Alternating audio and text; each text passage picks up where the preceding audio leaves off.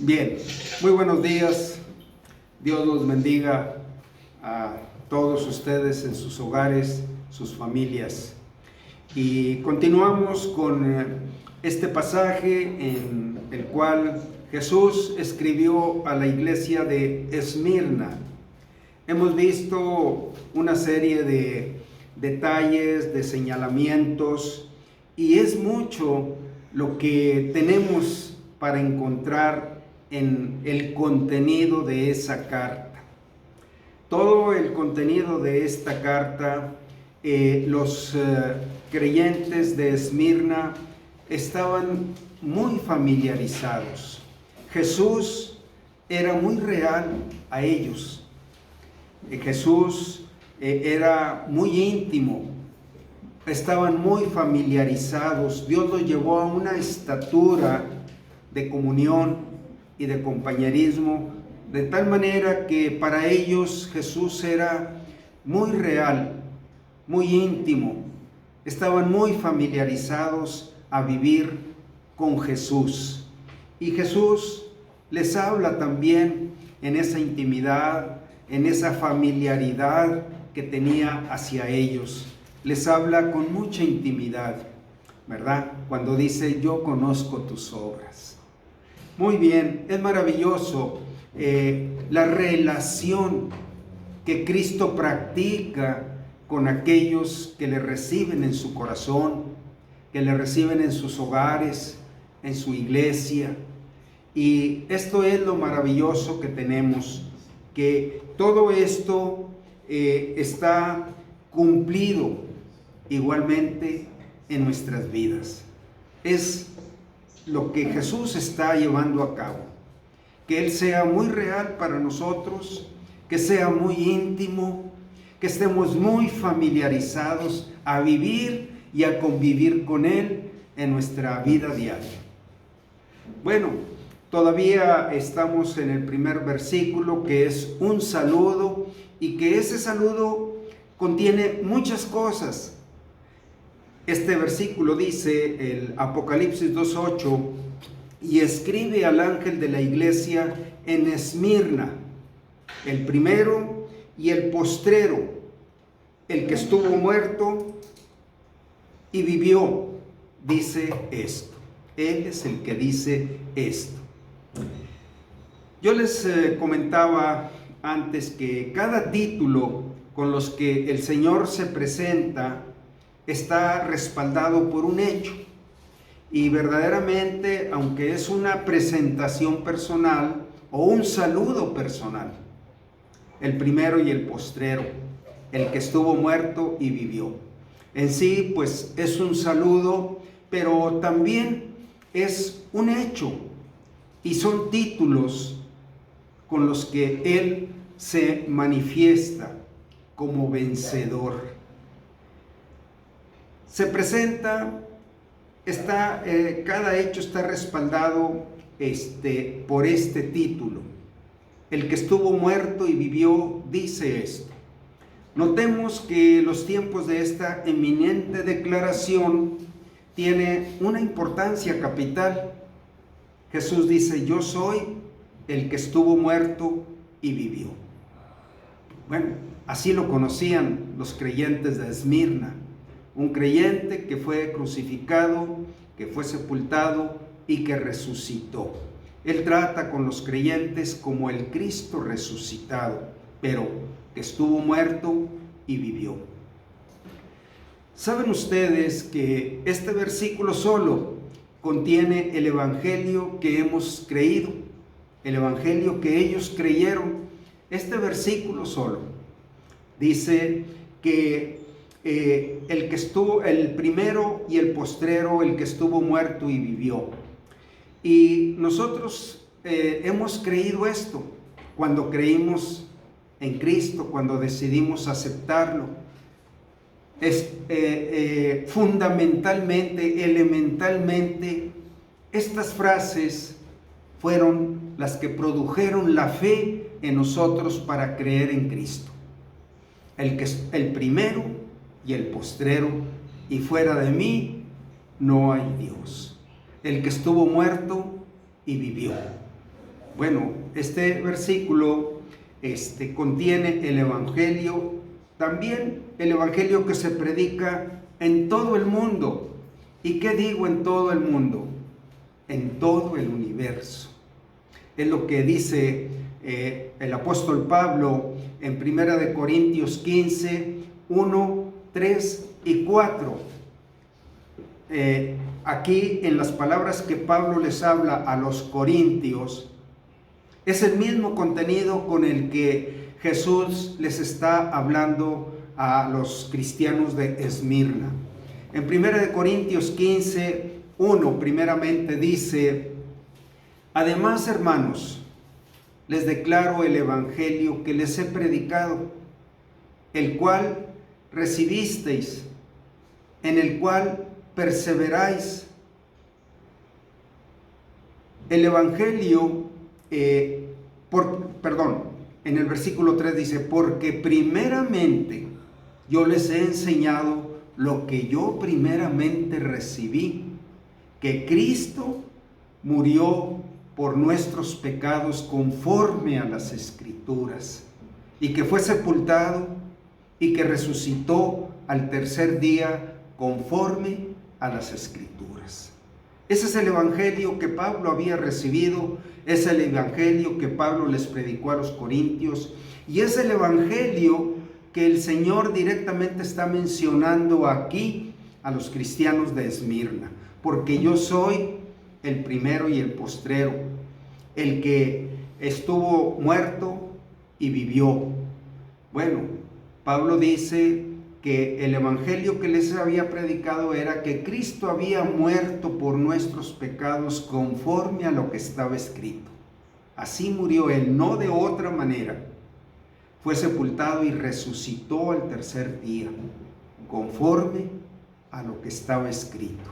Bueno, realmente estas palabras pues pueden ser frases, pueden ser versículos, puede ser una teología, pero cuando son una realidad de nosotros, es lo que nos llevó a creer en Cristo, lo que nos llevó a nacer de nuevo.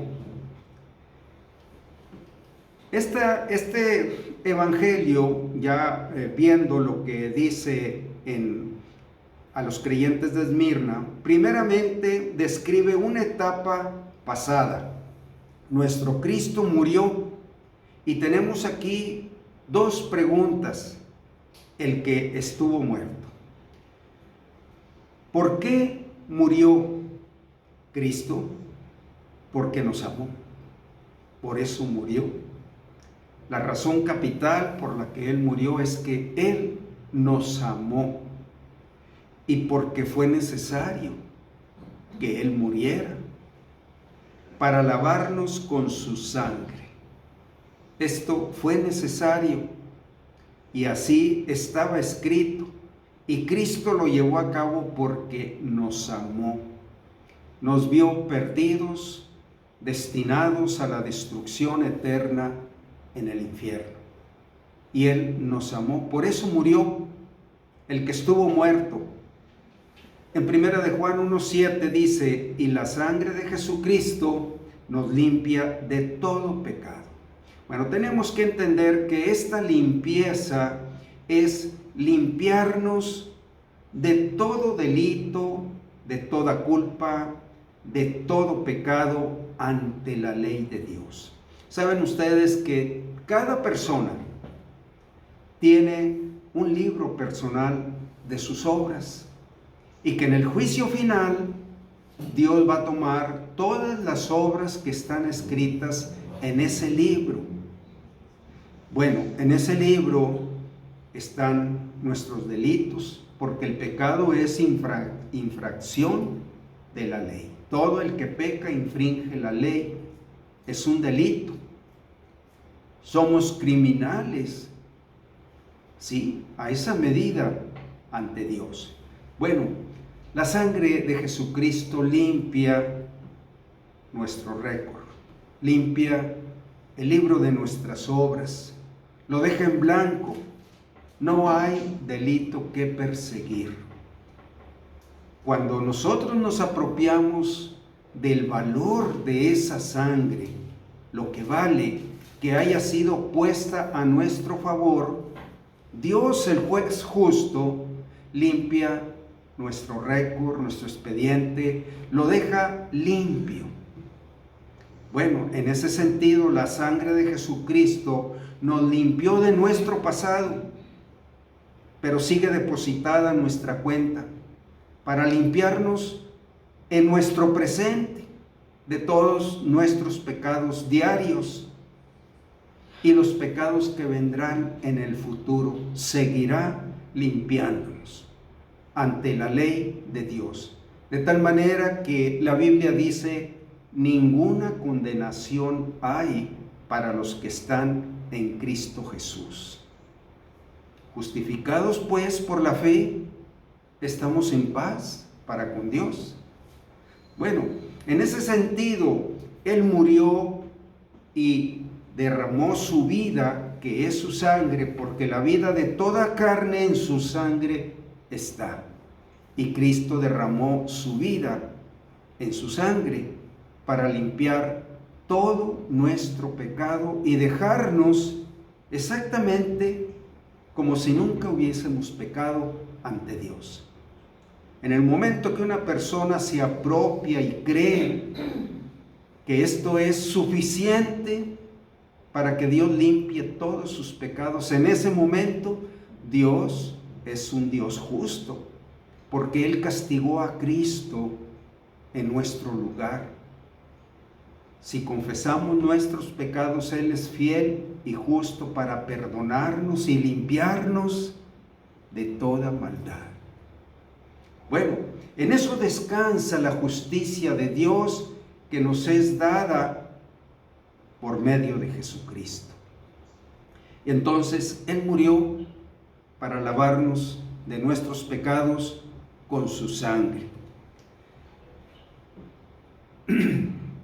Esto significa dejarnos limpios de todo pecado, delito o falta ante la ley de Dios, ante los ojos de Dios, porque el valor de su sangre paga, quita y limpia toda culpa ante un Dios justo.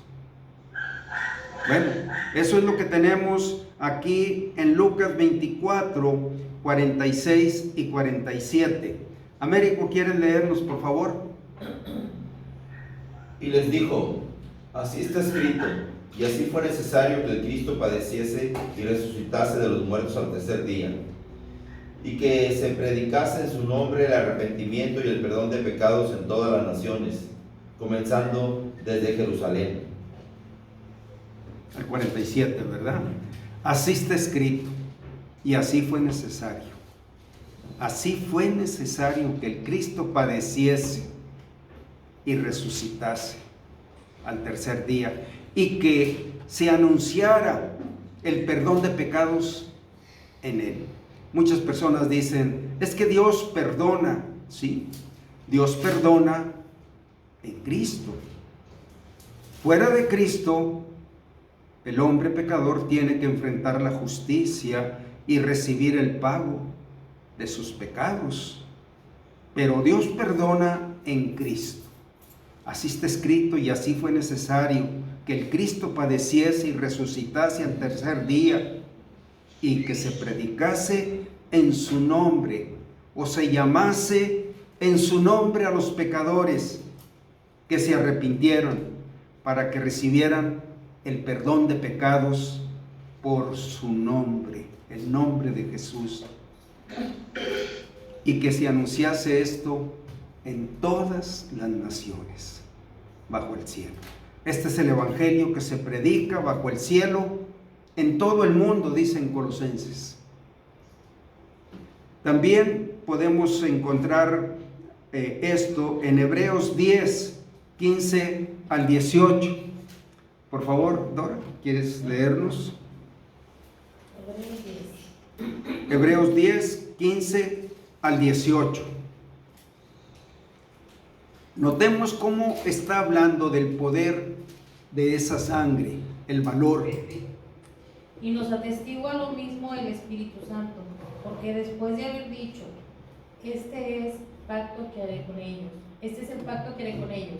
Después de aquellos días, dice el Señor, pondré mis leyes en sus corazones y en sus mentes las escribiré, añade, y nunca más me acordaré de sus pecados y transgresiones.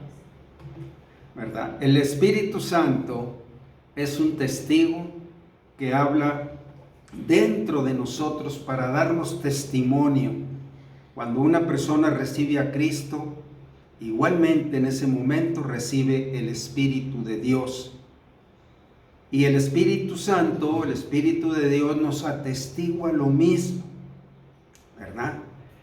Este es un pacto que yo haré con ustedes. Pondré mis leyes en sus corazones y en sus mentes las escribiré. Yo empezaré a cumplir la ley que yo escriba en sus corazones. Añade, y nunca más me acordaré de vuestros pecados y transgresiones. Bueno, vamos a ver, permítame, 2 de Corintios 5, 17, ¿qué dice Américo?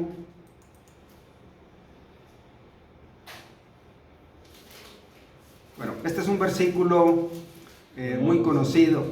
De modo que si alguno está en Cristo, nueva criatura es. Las cosas viejas pasaron, y aquí todas son hechas nuevas. Está refiriéndose a esto. El que está en Cristo, lo pasado ante los ojos de Dios ya no existe. Solo para Dios existe lo que Él va a empezar a cumplir a través de Cristo desde el momento que alguien le recibe.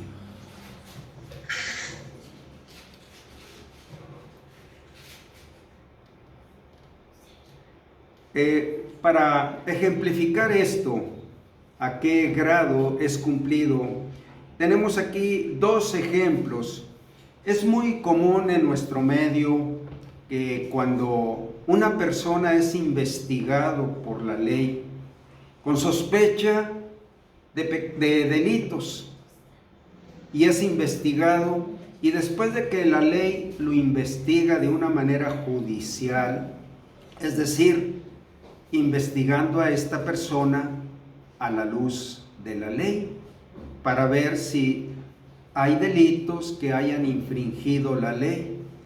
Y muchas veces personas que son investigados después de que fueron revisados todos sus ámbitos de su vida, la justicia declara: está limpio, no hay delito en él.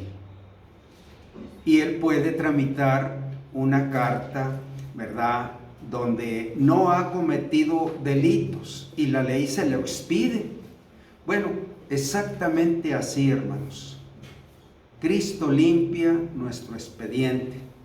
Nos puede extender una carta de buena conducta, ¿verdad? Entonces, estoy tratando de decir a qué grado cuando por la fe creemos en ese sacrificio de Cristo a nuestro favor, aceptamos a Cristo, el que vivió, Dios limpia y nos declara limpios. Tú estás limpio ante la ley de Dios, no hay delito. Y otro ejemplo es, por ejemplo, cuando un gran delincuente, investigado, juzgado y condenado, está próximo a recibir su pena de muerte por sus delitos. La ley lo declara culpable y va a recibir una condena. Y llega el día en que él debe ser sacrificado para recibir su condena. Pero de pronto los guardias que lo llevan, ¿verdad?, al lugar donde él va a ser ejecutado, reciben un boletín o un comunicado: está libre, no hay condenación para este reo. Pero ¿cómo? Si fue comprobado, es que alguien pagó por él, alguien se ofreció a pagar sus culpas. Y esa es la manera en que Dios declara ahora inocente o justo a un pecador juzgado y condenado. En el momento de su muerte, de aplicar el juicio, o más bien la condenación, aparece que alguien pagó por él. Entonces, bueno, esta es la manera como Dios nos justifica, que Él va a llevar a los pecadores al cielo, perdonados, limpiados, justificados, como si nunca hubiesen pecado. Todo descansa en el poder y el valor de santidad de esa sangre que se depositó el justo por los injustos para llevarnos a Dios. Al que no conoció pecado, por nosotros lo hizo pecado. Bueno, lo que acabamos de leer, así está escrito y así fue necesario. La otra pregunta es, ¿cuándo murió Jesucristo para llevar a cabo ese pago por nuestros pecados? Y eso es cuando fue el tiempo de su cruz. Ahí fue cuando Él aceptó ir a la muerte en lugar de nosotros. Y tenemos esto en Hebreos 5, 7 al 10. Sarita, ¿puedes leer Hebreos? Si lo tienes. Hebreos 5, del 7 al 10.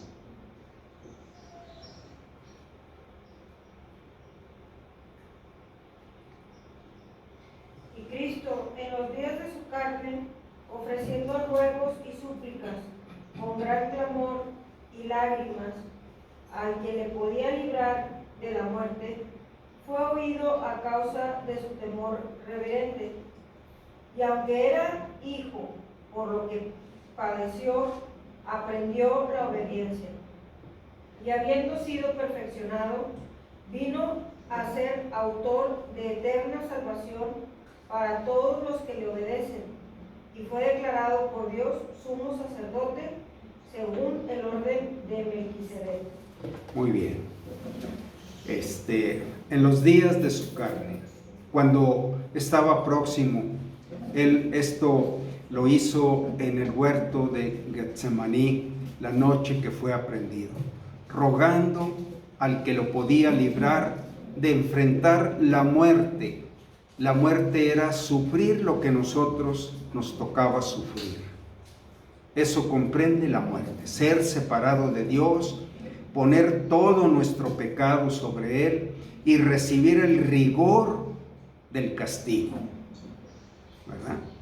Y dice que Él suplicaba con gran clamor y lágrimas al que lo podía librar de la muerte.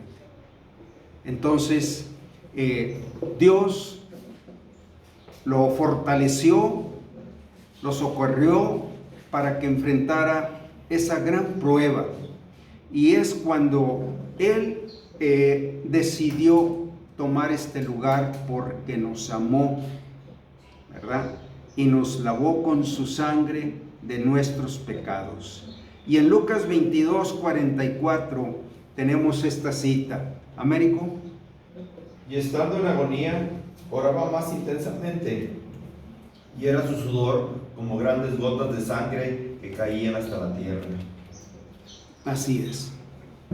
A esa intensidad estaba suplicando con gran clamor y lágrimas, y era su sudor como grandes gotas de sangre que caían hasta la tierra. Es el momento. ¿Cuándo murió? En ese momento Él empezó a morir. No había otra opción para poder limpiarnos de nuestros pecados. Y en Lucas 23, 33 y 34, Dora. Y cuando llegaron al lugar, llamado de la calavera, le crucificaron. Ahí a los malhechores, uno a la derecha y el otro a la izquierda. 34 y luego 46 al 48. 46. Entonces Jesús, clamando a gran voz, dijo: Padre, en tus manos encomiendo mi espíritu. Y habiendo dicho esto, expiró. Cuando el centurión vio lo que había acontecido, dio gloria a Dios diciendo: verdaderamente este hombre era justo. Y toda la multitud de los que estaban presentes en ese espectáculo, viendo lo que había acontecido, se volvían golpeándose el pecho. ¿Verdad? Ese fue el momento cuando en el tiempo de su cruz Él murió. ¿Me permite, Sarita? ¿Qué es lo que se oye? ¿Perdón? Son los pajaritos. ¿Alguien tiene abierto el micrófono? Sí, alguien tiene abierto su micrófono.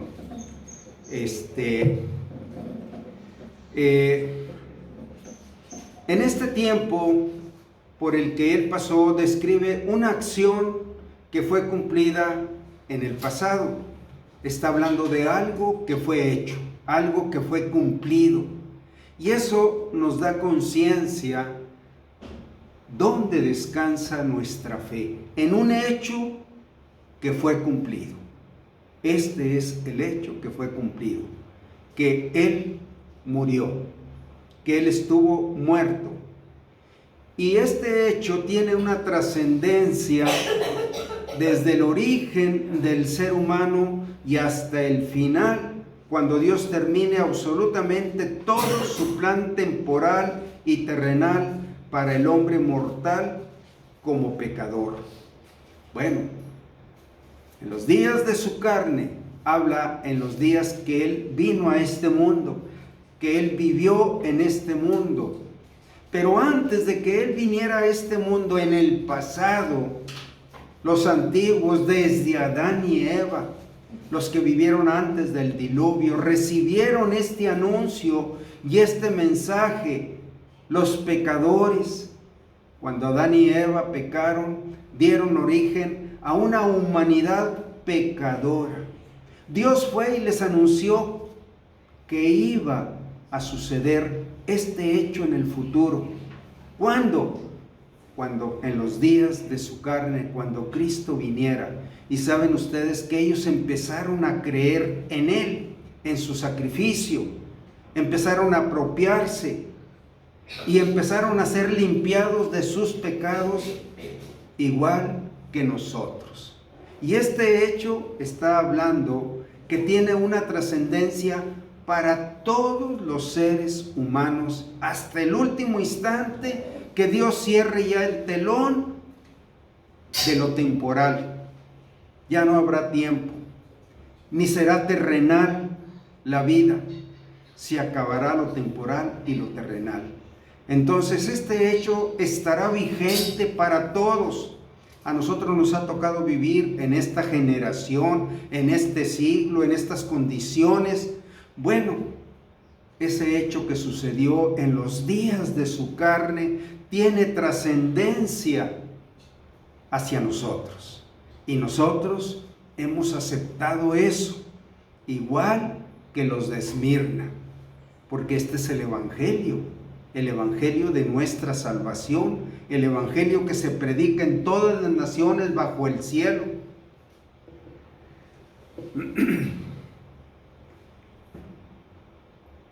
La traducción también puede decir así: el que estuvo muerto y volvió otra vez a la vida. Bueno, eso nos da un poquito más de claridad de este hecho, haciendo referencia a dos episodios que se unen mediante el eminente hecho de la resurrección. La resurrección es lo que culmina este hecho, que estuvo muerto y vivió. Si no hubiese resurrección, Cristo no hubiera sido capaz de vencer, porque hubiera quedado cuentas pendientes que Él no alcanzó a saldar. Pero la resurrección muestra que fue cumplido todo el pago. Es el sello que Cristo volvió a la vida y vivió. Esas frases están como desmenuzando dónde descansa la fortaleza de nuestra fe, del evangelio que le hemos creído a Dios, porque este evangelio vino de Dios. Jesucristo crucificado es el que experimentó la muerte porque nos amó y nos lavó de nuestros pecados y volvió otra vez a la vida en el acontecimiento triunfal de la resurrección, y está vivo para siempre. Bueno, yo les decía que en esa declaración Jesús estaba mostrándoles a los cristianos de Esmirna: yo soy en el que ustedes han creído. Aunque ustedes están pasando en este momento por una gran tribulación, yo soy el que he vencido todo. Y viene la declaración después de el sustento, la fortaleza, la motivación que Él les da por haber creído en Él. Notemos también aquí un poco más a detalle que estos dos episodios en la obra redentora de Cristo están unidos por el gran evento de la resurrección. La resurrección es el sello del poder de Cristo sobre la muerte, sobre Satanás y sobre el pecado. Él venció con su muerte, porque su vida tenía tal santidad que era inagotable lo que Él ofreció. Entonces, ni el pecado pudo vencer su santidad, ni la muerte, ni Satanás pudieron vencer su santidad. Y en este es el Cristo que nosotros creemos. Él entregó su vida a cambio de la nuestra. Es por esto que Él tiene la autoridad para decir: el que estuvo muerto y vivió, dice esto. Él tiene el poder. Tuyo es el reino, el poder y la gloria, dice el Padre nuestro. ¿Saben ustedes que este es el título del vencedor? Estas palabras describen un título: el vencedor, el que estuvo muerto y vivió. Nuestro campeón Jesucristo. Él es nuestro campeón que va delante de nosotros en todo, porque Él venció todo. Es por eso que Él tiene la autoridad para decirlo. Jamás ha habido ni habrá alguien que pueda vencer lo que nuestro Señor Jesucristo venció. Por eso en Hechos 4:12 dice: y en ninguno otro hay salvación, porque no hay otro nombre bajo el cielo que haya sido dado a los hombres en el cual podamos ser salvos. Él es el único campeón vencedor.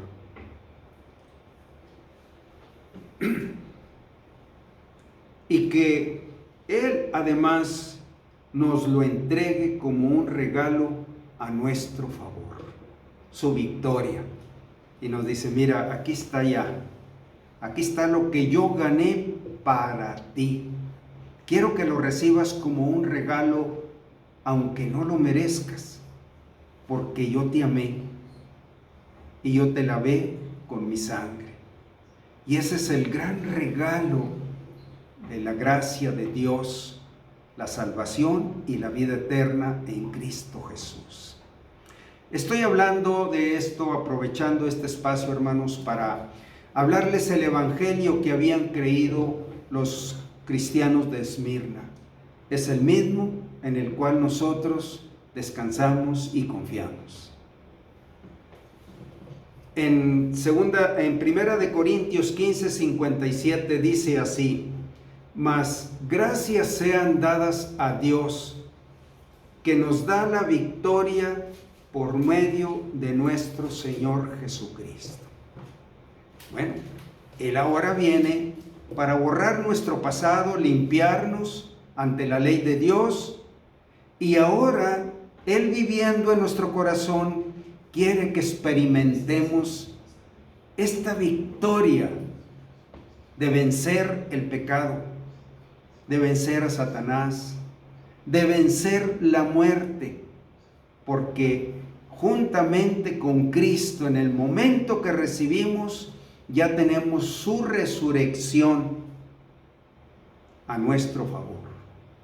Así dice en Efesios 2, que Dios, que es rico en misericordia, por su gran amor con que nos amó, aun estando nosotros muertos en delitos y pecados, nos dio vida juntamente con Cristo, porque por gracia sois salvos.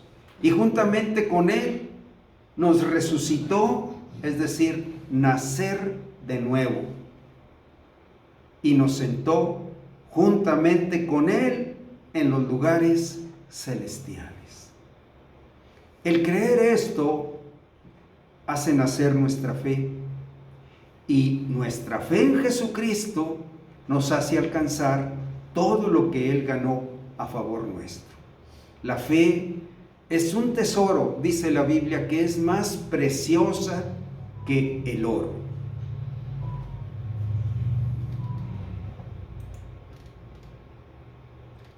Ahora entramos, bueno, todo este abundamiento es para ver el Evangelio en el que hemos creído. Y aquí vamos a entrar en el versículo 9 y vamos a hacer una pausa para ver la segunda parte.